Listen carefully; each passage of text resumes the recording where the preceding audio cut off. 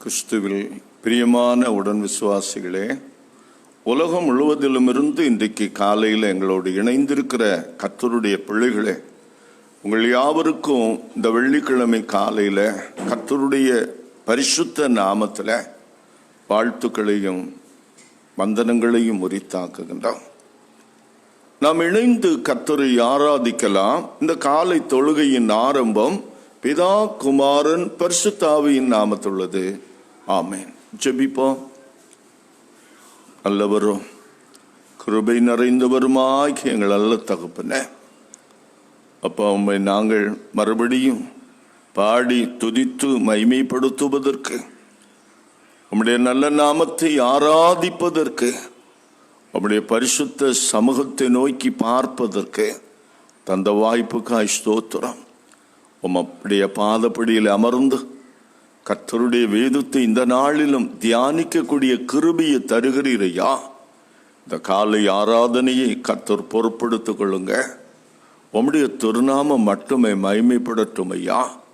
இன்றைக்கும் காலையில் எவ்வளவோ பேர் உலகத்தின் பல பகுதியில் இருந்து பாரங்களோடும் வியாதிகளோடும் கடன் பிரச்சனைகளோடும் மனப்பிரயாசங்களோடும் நிம்மதியற்றவர்களாய் சமாதானத்தையும் விடுதலையும் எதிர்பார்த்து உம்மை நோக்கி பார்க்கும்போது இந்த ஆராதனையின் வாயிலாக ஆவியானவர் விடுதலையின் அனுபவங்களை கொடுக்கும்படி செபிக்கிறார். நிச்சயமாக ஆண்டவர் என்னை சந்தித்தா, என்னோடு பேசினார் என்று உணரக்கூடிய ஒரு ஆவிக்குரிய அனுபவமாக, ஆசீர்வாதத்தின் வேளையாக இந்த நேரம் அமைய வேண்டும் என்று செபிக்கிறார். எங்களை மறைத்து போடும் இயேசு கிறிஸ்துவின் நாமத்தில் பிதாவே, ஆமென். 113வது பாடலை பாடுவோம். உன்னதமான மகாராஜாவான சீர் சிறந்த இயேசுவே, உம்மில் மகிழ்ந்து உம்மை புகழ்ந்து நேசித்து கொண்டிருப்பேனே என்ற பாடல் சேர்ந்து பாடுவோம்.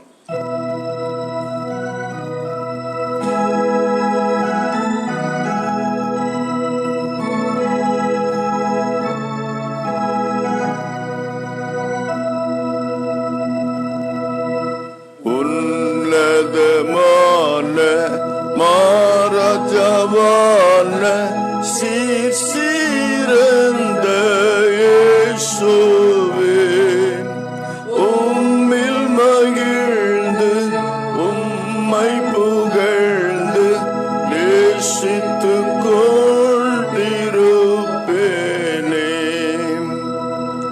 பூமலர் காடும் பயிரொங்கும் நாடும் அந்தமும் சிறப்புமாம் இயேசுவின் அந்தம் எனக்கானந்தம் என் மனதி குளிர்ச்சியாம். அண்டங்கள் யாவும் சூரியன் நிலாவும் அந்தமாய் பிரகாசிக்கும். அவர் முன்பாக மாஜோதியாக மீனங்கு மேலமாங்கி போம். விண்மண்ணுடைய மகிமை மறைய அவரந்த மாணவன் வானத்திலேயும் பூமியிலேயும் நான் நாடினோர் என்ற ஜெகம். ஆமென்.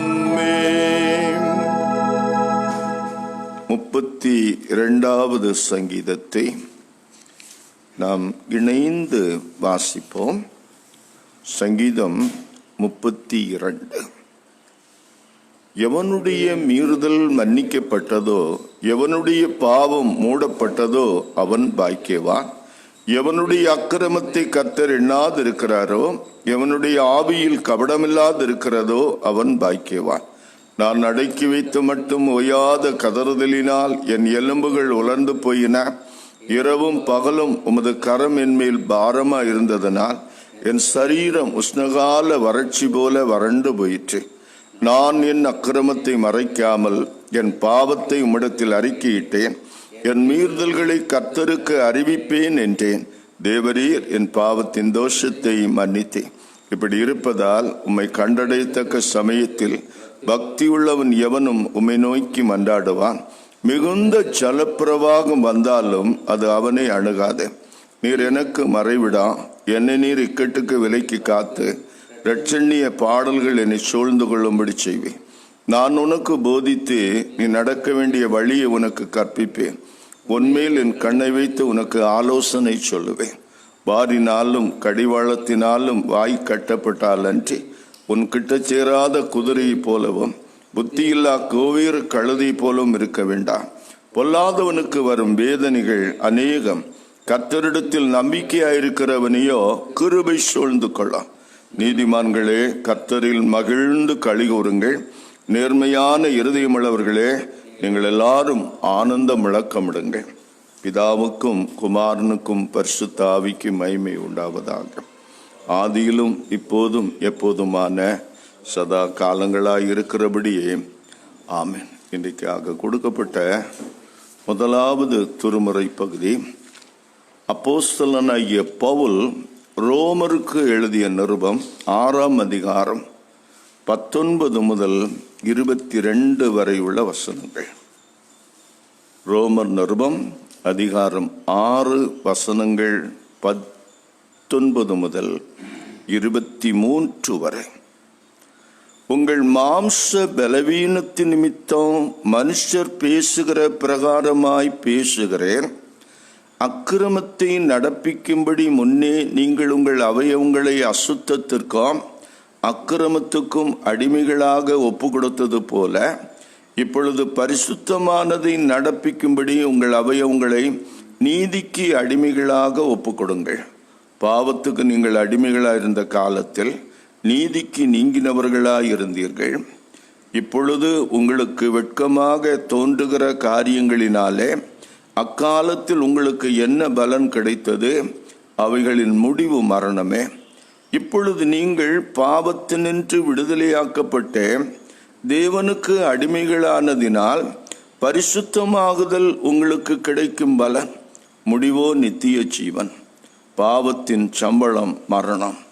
தேவனுடைய கிருபை வரமா நம்முடைய கர்த்தராகிய இயேசு கிறிஸ்துவினால் உண்டான நித்திய ஜீவன் என்பது.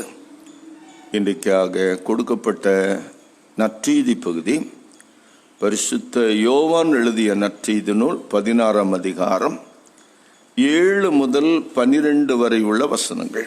யோவான் நற்செய்தி நூல் அதிகாரம் 16 7 முதல் 12 வரை. நான் உங்களுக்கு உண்மையை சொல்லுகிறேன். நான் போகிறது உங்களுக்கு பிரயோஜனமாக இருக்கும். நான் போகாதிருந்தால் தேற்றரவாளன் உங்களிடத்தில் வரான். நான் போவேனேயாயில் அவரை உங்களிடத்திற்கு அனுப்புவேன்.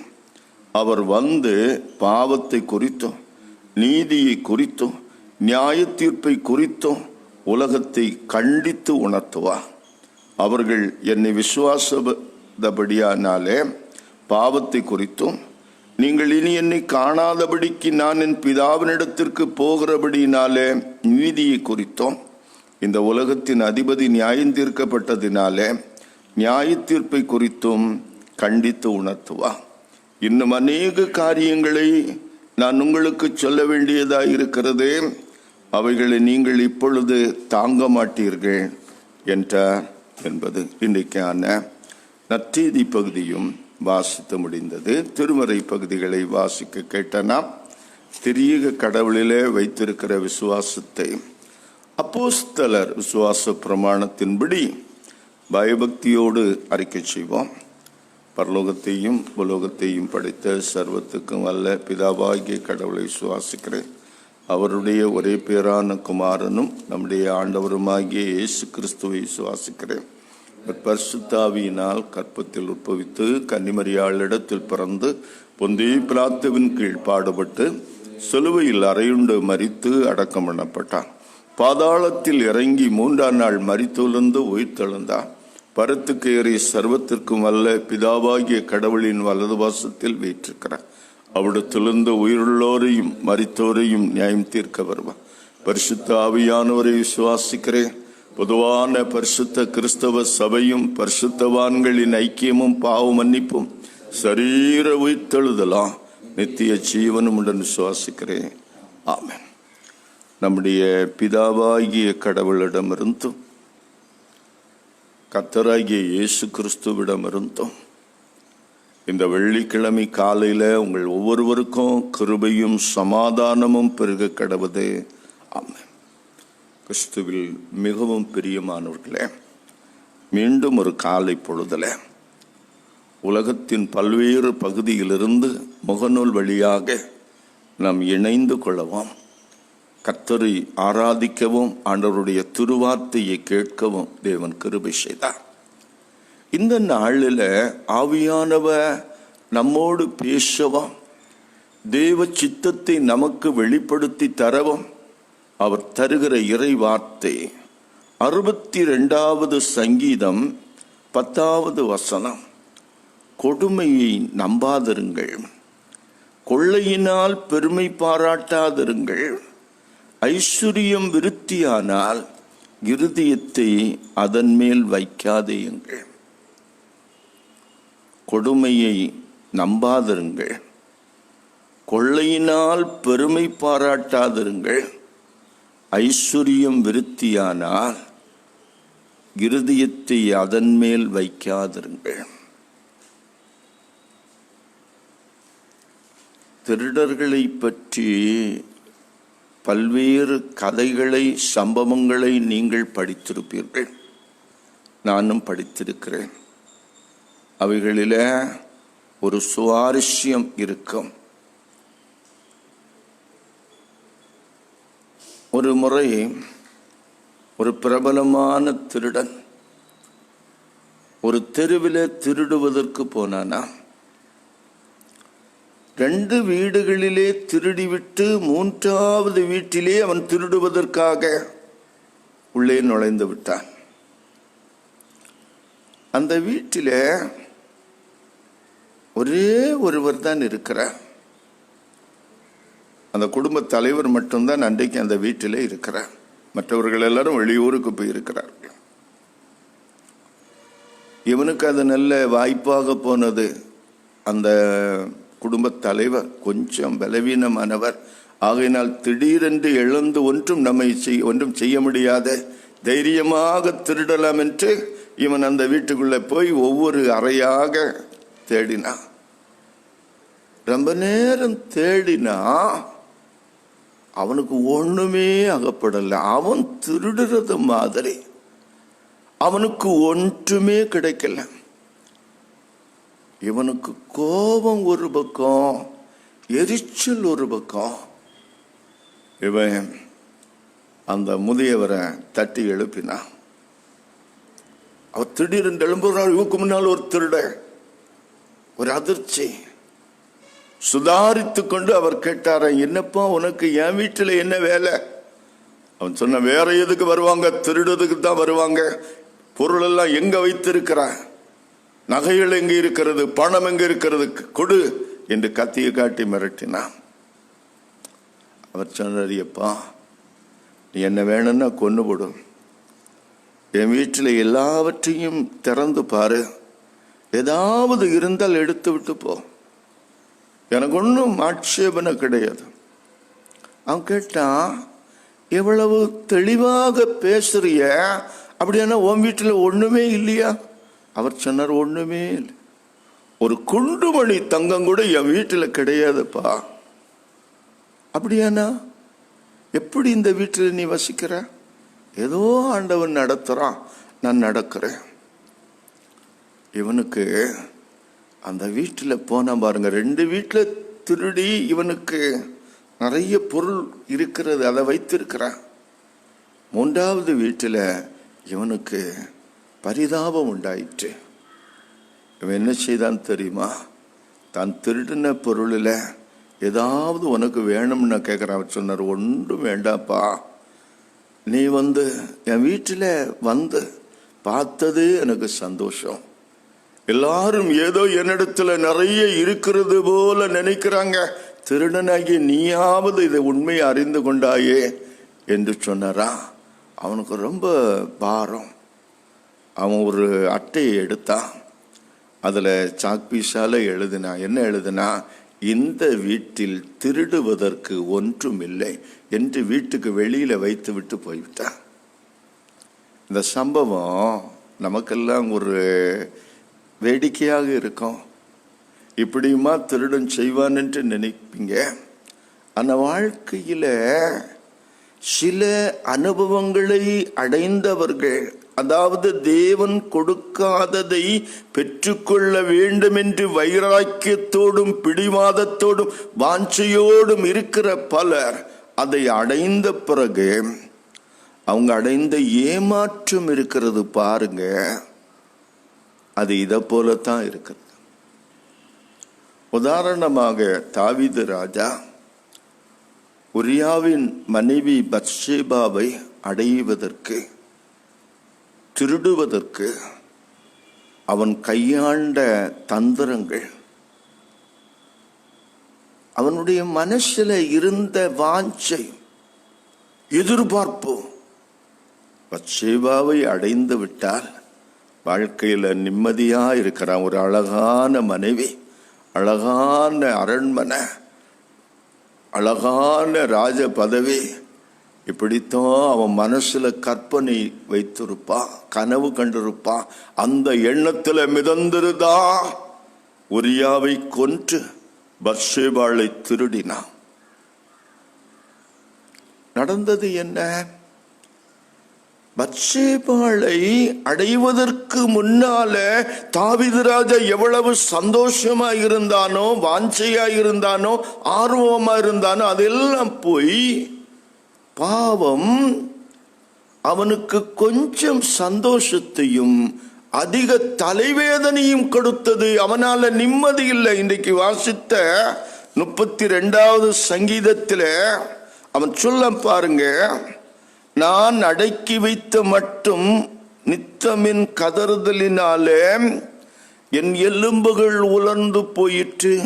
இரவும் பகலும் என்மேல் உம்முடைய கை பாரமாயிருந்ததுனால என் சாரம் உஷ்ணகால வறட்சி போல வறண்டு போயிற்று. நாம் பாவத்தை செய்துவிட்டு, அக்கிரமத்தை நடப்பித்து விட்டு, எனக்கு தேவன் கொடுக்காத ஒரு சந்தோஷத்தை அடுத்தவன் கையிலிருந்து தட்டி பறித்து சொந்தமாக்கி வைத்து விட்டு அதை சந்தோஷமா நிம்மதியா அனுபவிக்க என்னால முடியல. நாம் படுத்தா தூக்கம் இல்லை. என் கண்களில் இருந்து கண்ணீர் வருகிறது. என் எலும்புகள் உடைந்து சிதறுகிறது. என்னால சாப்பிட முடியல, தூங்க முடியல, நிம்மதியா வாழ முடியல. ஏதோ ஒரு குற்ற உணர்வு என்னை வாட்டுகிறது, நெருக்குகிறது. இந்த தாவீது தான் சொல்லாரு, கொடுமையில் நம்பியாதிருங்கள். இன்றைக்கு சமூகத்தில் அடுத்தவனை கொடுமைப்படுத்தி தன்னை வளப்படுத்த நினைக்கின்ற ஒரு எண்ணம் அதிகமா வளர்ந்திருக்கிறது. எளியவர்கள், நசிந்தவர்கள், இயலாதவர்கள், பேச தகுதியற்றவர்கள், அப்படிப்பட்டவர்களை கொடுமைப்படுத்துவது பெரிய சந்தோஷம்.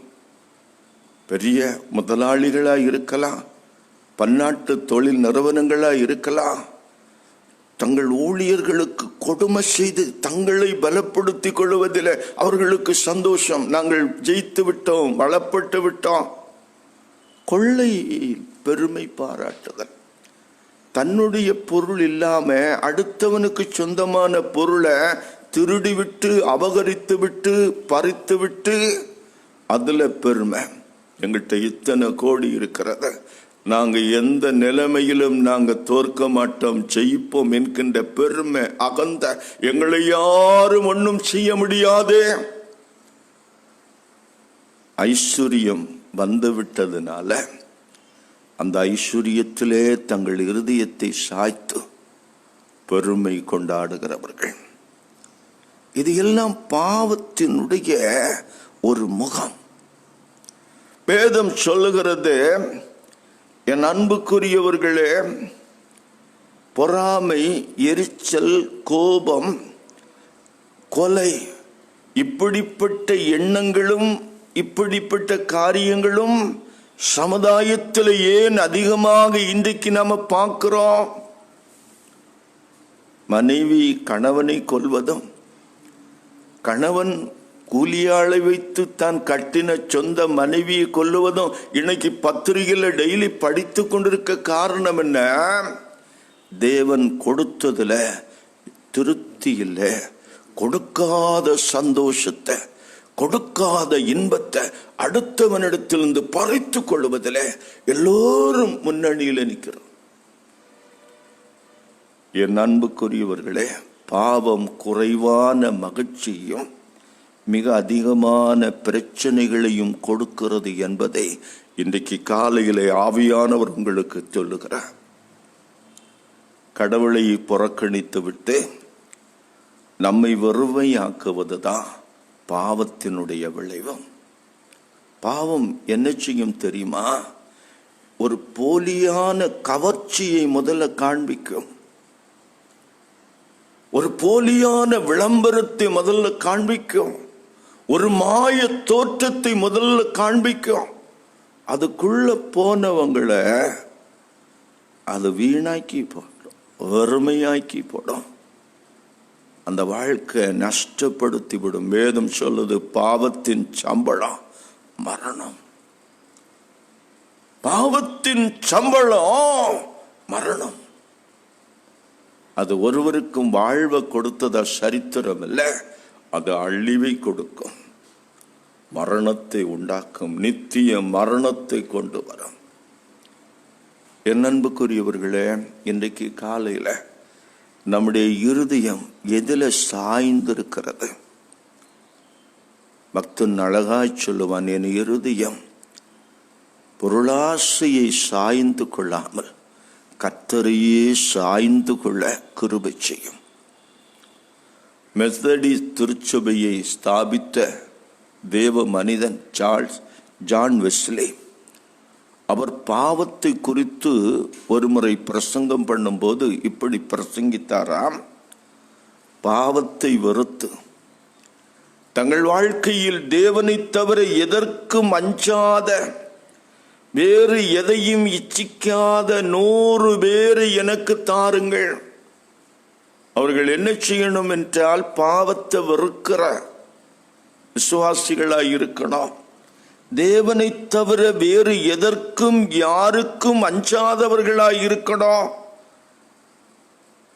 தேவனுடைய கிருபையை பற்றி கொள்வதை தவிர வேறு எதையும் இச்சிக்காதவர்களாய் இருக்கணும்.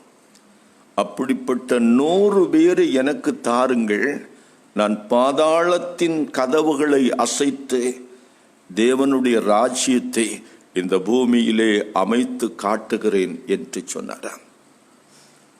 ஆண்டவருடைய பிள்ளைகள், தேவனுடைய ராஜ்யத்தை பூமியிலே கட்டுகின்ற, விரிவாக்கம் செய்கின்ற கர்த்தருடைய பிள்ளைகள் பாவத்தை வெறுக்கிறவர்களாய் இருக்கணும். தேவனை தவிர, அவருடைய வசனத்தை, கிருபையை தவிர வேறு எதையும் உலகத்தில் இச்சிக்காதவர்களாய் இருக்கணும். எதற்கும் அஞ்சாதவர்களாய் இருக்கணும். அப்படிப்பட்டவர்கள் பாதாளத்தின் வாசல்களை அசைக்க முடியும். பாவத்தை குறித்து புனித டொமினிக் சாவியோ இப்படி சொல்லுவார், பாவம் ஒரு செய்கை மட்டுமல்ல, அது ஒரு கெட்ட எண்ணம், தீய பார்வை. இப்படி சாது சுந்தர் சிங் சொல்லுகிறார். பாவத்தின் வேரை அகற்றாத வரையிலும் உள்ளத்தில் சமாதானம் எட்டாத கனியாகத்தான் இருக்கும் என்று புனிதர் டொமினிக் சாவியோ கூறுவார். அவருடைய வாழ்க்கையில் அவர் அனுபவித்ததிலிருந்து அவர் சொல்லுவார், முன்னால் எனக்கு சமாதானம் இல்லை, பாவத்தை வெறுத்த பிறகுதான், பாவத்தை விட்டு விலக வேண்டும் என்று ஒரு தீர்மானம் எடுத்த பிறகுதான் சமாதானத்தின் தேவன் என் உள்ளத்தில் வந்தா. ஒரு மனிதன், ஒரு வாலிபன், ஒரு வாலிப பிள்ளை சமாதானத்தை எட்ட வேண்டும் என்று விரும்பினால் அதை உலகத்துக்குள்ள போய் தேடி கண்டுபிடிக்க முடியாது. பாவத்தை வெறுத்து சமாதான பிரபுவை உள்ளத்திலே ஏற்றுக்கொண்டால் மட்டுமே சமாதானம் வரும். இல்லாவிட்டால் சமாதானம் எட்டாத கனியாகத்தான் இருக்கும். பார்க்கலாம், புசிக்கலாம், குடிக்கலாம், சமாதானம் வந்துடும் அப்படி நினைத்தீர்கள் என்றால் சமாதானம் வராது. கொள்ளையை வைத்து, கொடுமையை வைத்து, ஐஸ்வர்யத்தை வைத்து ஒருவரும் சமாதானத்தை பெற்றுக் கொண்டதில்லை. என் அன்புக்குரியவர்களே, இன்றைய காலத்தில் சமூகத்தில் இந்த லஞ்சங்களும் ஊழல்களும் நாளுக்கு நாள் பெருக காரணம் என்ன? மக்கள் பேராசையினாலே நாளுக்கு நாள் வளருவதுதான காரணம். தனக்கு தேவன் கொடுத்ததை போதும் என்ற மன நிறைவோடு தேவ பக்தியாய் வாழ்வதற்கு பதிலாக எனக்கு போதாது, எனக்கு ஒரு கார் இருந்தால் போதாது, ஒரு வீடு இருந்தால் போதாது, எனக்கு இருக்கிறது போதாது போதாது போதாது என்று பேராசையினாலே தேவன் கொடுக்காததை அடுத்தவனுக்கு தேவன் கொடுத்ததை பறித்து கொள்வதற்கு கொடுமையாய் வன்முறையிலே இறங்கி அதை பறித்து கொள்வதற்கு நினைப்பதனால சமாதானத்தை இழக்கிறோம்.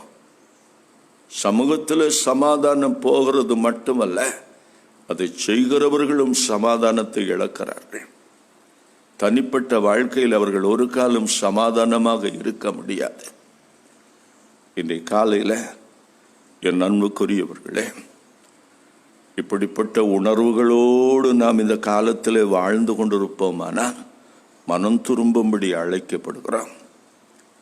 யோவான் நற்செய்தி நூலில் 16ஆம் அதிகாரத்தில் கர்த்தராகிய இயேசு கிறிஸ்து பரிசுத்த ஆவியானவரை குறித்து சொல்லும்போது அவர் சொல்லுகிற வார்த்தை இதுதான்: அவர் வந்து பாவத்தை குறித்தும் நீதியை குறித்தும் நியாய தீர்ப்பை குறித்தும் கண்டித்து உணர்த்துவார். பரிசுத்த ஆவியானவருடைய வேலை பாவத்தை குறித்து கண்டித்து உணர்த்துதல். ஏன் இந்த உலகத்திலே அநேக மக்கள் ஆண்டவர் இயேசு கிறிஸ்து இந்த பூமியிலே வந்தும் அவர்களுக்காக, இந்த உலகத்துக்காக அவர் ரத்தம் சிந்தி மரித்து ரட்சிப்பை சம்பாதித்திருந்த பிறகும் அவரை விசுவாசிக்கல. அதனால தான் உலகத்திலே பாவம் கூடுகிறது, அவிசுவாசம் பாவமாயிருக்கிறது. பரிசுத்த ஆவியானவர் பாவத்தை குறித்து கண்டித்து உணர்த்துகிறார், நீதியை குறித்து கண்டித்து உணர்த்துகிறார், நித்திய நியாய தீர்ப்பை குறித்து உணர்த்துகிறார்.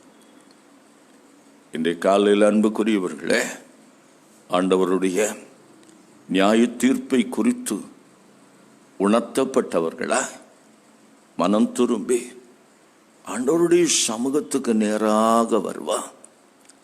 மனம் திரும்பின மகன் என்று வேதத்திலே நாம் ஒரு வாலிபனை குறித்து வாசிக்கிறோம். அந்த வாலிபன் செல்வந்த குடும்பத்தில் பிறந்து இளைய மகன் என்ற செல்லத்திலே வளர்ந்தவன்.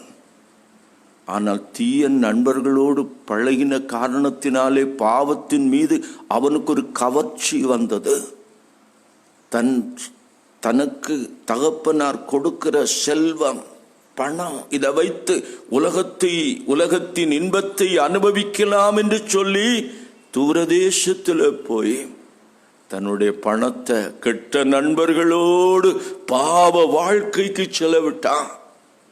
அவனுக்கு ஒரு எண்ணம், எதிர்பார்ப்பு, ஒரு வாஞ்ச, பாவம் நம்ம, சிற்றின்பம் நம்ம சந்தோஷப்படுத்தும்.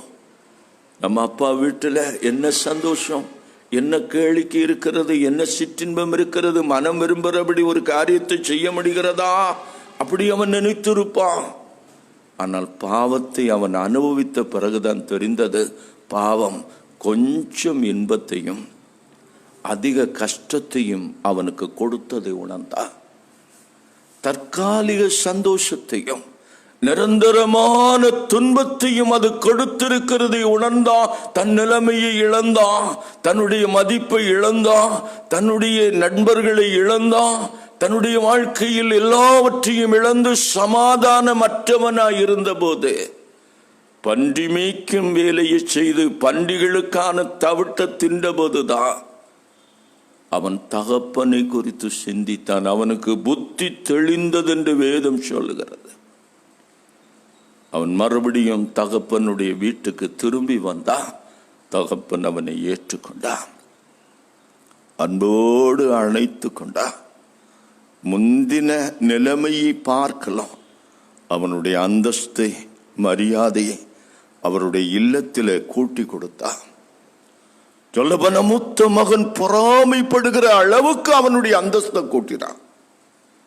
இன்றைக்கு என் அன்புக்குரியவர்களே, பாவத்தின் வறுமையை உணர்ந்து, பாவத்தின் அகோரத்தை உணர்ந்து மனம் திரும்பி அன்புள்ள தந்தையிடம் திரும்புவோமானால் அவர் இதே மாதிரி நம்மை அன்போடு அரவணைத்து நம்முடைய பாவங்களை மன்னித்து நம்மை அவருடைய பிள்ளையாக பரிசுத்தமுள்ள ஜீவியத்தில் வழிநடத்த ஆயத்தமாயிருக்கிறார். ஒப்பு கொடுப்போமா? ஆண்டவர் உங்களை ஆசீர்வதிப்பாராக. ஆமென். எல்லா புத்திக்கும் மேலான தேவ சமாதானம் உங்கள் இருதயங்களையும் சிந்தனைகளை கிறிஸ்து இயேசுக்குள் பலப்படுத்தி காப்பதாக. ஆமென். 663வது பாடல், என்னை நேசிக்கின்றாயா, என்னை நேசிக்கின்றாயா என்ற பாடல்.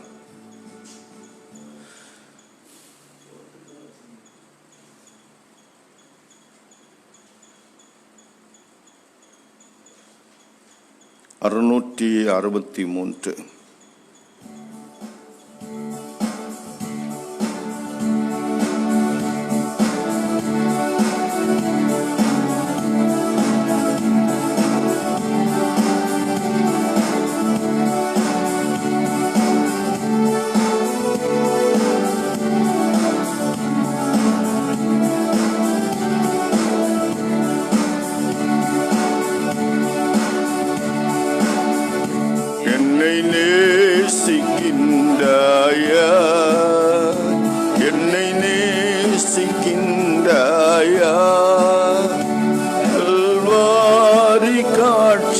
கண்ட பின்னும் நேசியாமல் இருப்பாயா?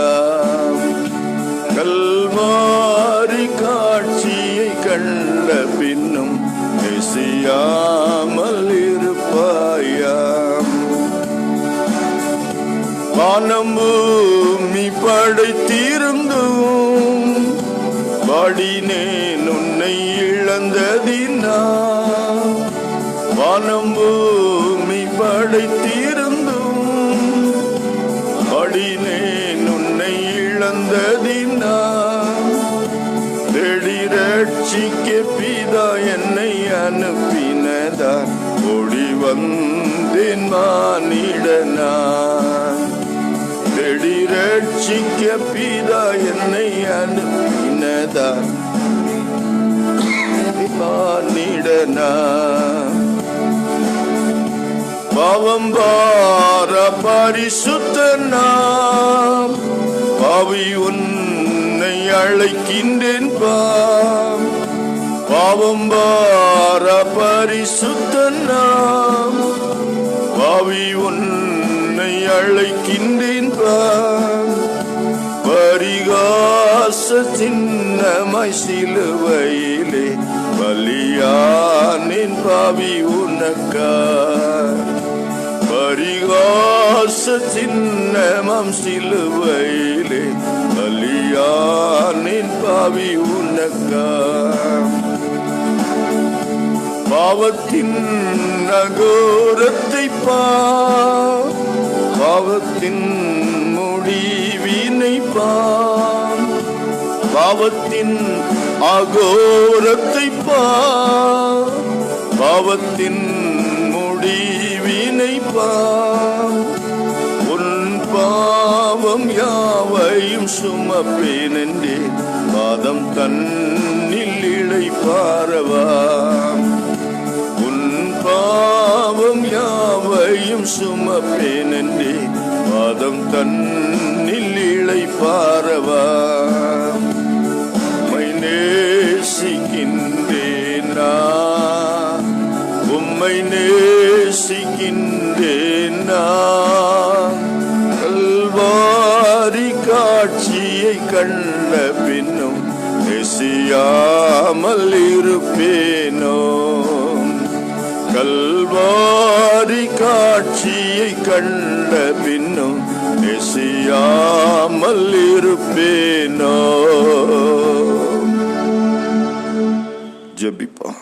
நல்ல தகப்பனே, இந்த நாளில் நீர் எங்களோடு பேசின நல்ல வார்த்தைகளுக்காக ஸ்தோத்திரம் ராஜா.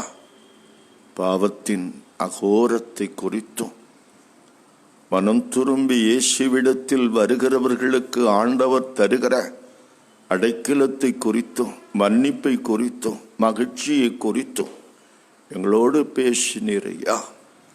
கொடுமையை நம்பாதிருங்கள், கொள்ளையில் பெருமை பாராட்டாதிருங்கள். ஐஸ்வர்யம் விருத்தியானால் இருதயத்தை அதன் மேல் வைக்காதிருங்கள் என்று தேவனை விட்டு விலகி போகிற பாவ உணர்வுகள், பாவ இன்பங்களின் நிலையற்ற தன்மையை குறித்து, ஆமாண்டவரே, அவைகள் தருகின்ற தற்காலிக சந்தோஷமா நிரந்தரமான வறுமையை குறித்து இன்றைக்கு காலையில் எங்களோடு உணர்த்தினீர் சாமி. உலகத்தில் இன்றைக்கு அநேகம் பேர் கர்த்தரை அறிந்தவர்கள் கூட உலக இன்பங்களை வாஞ்சித்து, உலக மேன்மைகளை இச்சித்து, தங்களுக்கு தேவன் அனுமதிக்காத கொடுக்காத சந்தோஷங்களை எல்லாம் பிறரிடமிருந்து பறித்து கொள்வதற்காக ஆண்டவரே நடக்கிற சதிகள், கொலைகள், கொள்ளைகள், அக்கிரமங்கள், அநீதிகள் இவற்றினால் நாள்தோறும் நாங்கள் அச்சப்படுகிற நிலைமையில் இருக்கிறோம் ஐயா.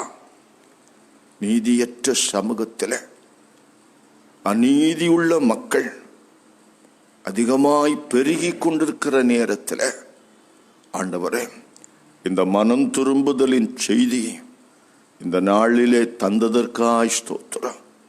குறிப்பாய் வாலிப பருவத்து பிள்ளைகள் வாலிப பருவத்தில் இப்படிப்பட்ட சோதனைகளுக்கு தங்கள் இருதயத்தில் இடம் கொடுக்காதபடி பாவத்தை வெறுத்து ஆண்டவரிடத்தில் முழு நம்பிக்கையும் நிச்சயம் உள்ளவர்களாய், தேவனோடு உள்ள உறவிலே சிறப்புடையவர்களாய் விளங்க ஒவ்வொருவருக்கும் கிருபை தாரும் சாமி.